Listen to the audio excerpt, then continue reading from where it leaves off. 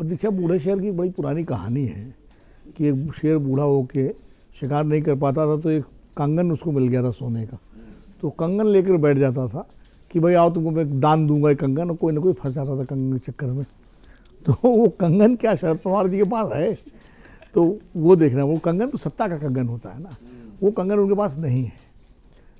और कमोबेश शुक्ला जी ने या समीर जी ने या रामपाल जी ने जो कहा, मैं भी उससे सहमत हूँ कि एनसीपी के जो दोनों धड़े हैं, देर सवेर उनका मर्जर होना तय है, और तय होने के बाद अब कोई विचार की राजनीति नहीं हो रही है इस देश में, अब सिर्फ बाजार की राजनीति, यानी डील कहाँ अच्छी मिले वो है, वो डील देने की ताकत और क्षमता एनडीए के पास है, क्योंकि पावर में वो है, केंद्र में, प्रदेश में और बीएमसी में, सब जगह पावर में है।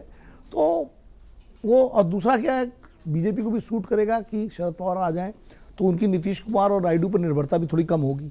7-8 सांसद तो इनके भी है ना शरद पवार के, तो रहेंगे वो एनसीपी के 9 हो जाएंगे मिल करके, 8 और 9 सुनेत्रा उनको मिला करके, जो तटकरे, सुनील तटकरे को मिला करके, तो वो एक मजबूती मिलेगी केंद्र में। तो दोनों के लिए विन विन सिचुएशन है। अब ये कैसे होता है, कब होता है, ये एक समय, लेकिन महत्वपूर्ण बात इससे ज़्यादा, ये तो एक मतलब सब लोग इसका एनालिसिस कर रहे हैं, सब मानते हैं।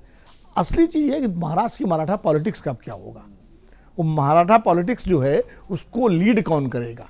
देखिए, मराठा वोट बैंक कांग्रेस का वोट बैंक हुआ करता था लंबे समय से, यशवंतराव चौहान जी के ज़माने से, और शंकरराव चौहान, शरद पवार, लगातार मराठा नेता एक से एक बढ़ के, और विलासराव देशमुख तक मराठा नेताओं की लंबी कतार रही। विलासराव देशमुख शरद पवार के बाद अगर दूसरे बड़े नेता थे, शरद पवार ने कांग्रेस छोड़ी थी तो विलासराव देशमुख ने उसको भरा था, उस गैप को, और वो बड़े नेता थे, इसीलिए कांग्रेस को सफलता भी मिली थी। लेकिन विलासराव की अचानक मृत्यु हो गई बीमारी से, उसके बाद वो वैक्यूम हो गया। अब मराठा पॉलिटिक्स 3-4 हिस्सों में डिवाइड हो गई, एक शरद पवार के साथ, एक एकनाथ शिंदे भी क्लेम कर रहे हैं, कुछ बीजेपी के भी अंदर जो मराठा नेता थे उन्होंने भी जगह जगह अपना डेंट मारा है, नारायण राणे, ये सारे लोग, शिवसेना के पास एक बड़ा चंग मराठा पॉलिटिक्स का रहा है। अब मराठा पॉलिटिक्स किधर जाएगी, ये महत्वपूर्ण है। दूसरा, महाराष्ट्र में अपोजिशन का स्पेस कौन लेगा। लोकतंत्र में अपोजिशन भी जरूरी है, नहीं जरूरी तो है, वो उभरता भी है। ऐसा नहीं है कि अब आप मान लीजिए 415 सीटें राजीव गांधी की आ गई थी, लग रहा था पूरा साफ हो गया, पूरा मुल्क बचा ही नहीं कुछ भी, लेकिन अपोजिशन निकला ना, और उस ऐसा निकला कि 89 में जो है वो सरकारें चली गई। तो अब महाराष्ट्र में भले आज बीजेपी या एनडीए का वर्चस्व दिखाई पड़ रहा हो, लेकिन जब जन समस्याएं, जनता के सवाल बुनियादी, उन पर बात करने के लिए अपोजिशन का स्पेस कौन लेगा। अजीत पवार के जाने के बाद, अजीत पवार जो ये चर्चा है कि वो मर्जर के साथ साथ एक है कि वो एनडीए से अलग होके आना चाहते हैं, इस तरह की बातें चल रही, भगवान जाने कितनी सच है। ममता और अखिलेश दो ही लोग कह रहे हैं, ममता अखिलेश भी कह रहे हैं, और कुछ कांग्रेस के लोगों ने भी इस बात को, महाराष्ट्र के लोगों ने कहा है। लेकिन वो तो अजीत पवार चले गए, उनके साथ वो कहानी चली गई। लेकिन अब उस अपोजिशन के स्पेस को भरने की ताकत किसमें है। मुझे लगता है कि शायद या तो कांग्रेस भरे उसको, लेकिन उसके पास कोई नेता इस वक्त मुकम्मल प्रदेश का है नहीं जो मराठा पॉलिटिक्स को एड्रेस कर सके।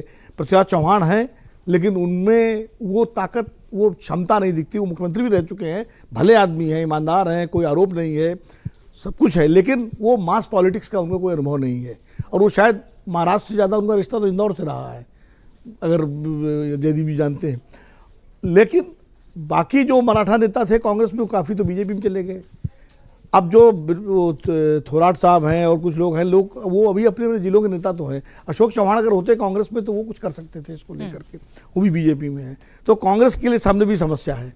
शिवसेना भरेगी क्या उसको, क्या उद्धव ठाकरे, शिवसेना मतलब मैं उद्धव ठाकरे की बात कर रहा हूँ, क्या उद्धव ठाकरे अपोजिशन का स्पेस लेंगे। वो एक फायर ब्रांड नेता हो सकते हैं, राज ठाकरे उद्धव ठाकरे मिल करके। बीएमसी में भी उनका रिजल्ट ठीक है, सरकार नहीं बनी लेकिन कमोबेश ठीक ठाक ही रहा है, वो भरेंगे। या शरद पवार एनडीए में न जाकर के सुप्रिया सुले को आगे करेंगे कि वो दौरा करें प्रदेश का, वो एड्रेस करें, क्योंकि महिला राजनीति में महाराष्ट्र में शालिनी ताई पाटिल और प्रतिभा पाटिल के बाद कोई नहीं है, कोई उभर के आया नहीं है। क्या सुप्रिया सुले उस काम को कर सकती हैं, मतलब वो लॉन्ग टर्म राजनीति की बात हो रही है। नहीं सर, वो तो फिर रीच आउट की बहुत लंबी वो होगी, तब जाकर 4 साल तो है ना, तब जाकर वो कहीं जगह बना पाएंगे। तो अब मेहनत तो करनी पड़ेगी।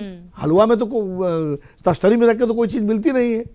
अब ये तो शरद पवार जी को सोचना है कि वो एनडीए में जाकर के एनडीए के पिछलग्गू बनाते हैं सुप्रिया सुले को और अपनी पार्टी को, या अपोजिशन की स्पेस को भरने की कोशिश करते हैं।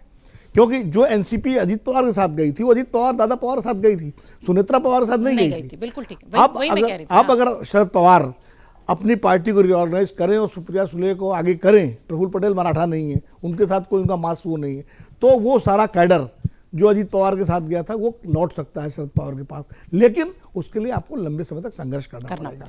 क्या वो उसके लिए तैयार हैं? अगर तैयार नहीं है तो एनडीए के जाएंगे, अगर तैयार होंगे तो वो एक संभावना बन सकती है। इसीलिए अभी सब कुछ भविष्य के गर्भ में है, और शरद पवार कब क्या करेंगे ये उनके अलावा कोई नहीं जानता।